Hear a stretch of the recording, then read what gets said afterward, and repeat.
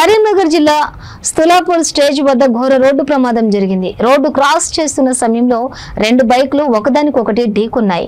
ఈ ప్రమాద దృశ్యాలు సీసీటీవీ కెమెరాలో రికార్డ్ అయ్యాయి. ఈ ఘటనలో ఇద్దరు వ్యక్తులు తీవ్రంగా గాయపడినట్లు సమాచారం. ప్రమాదానికి గల కారణాలపై పోలీసులు దర్యాప్తు చేస్తున్నారు. స్థానికులు వెంటనే స్పందించి సహాయక చర్యలు చేపట్టారు.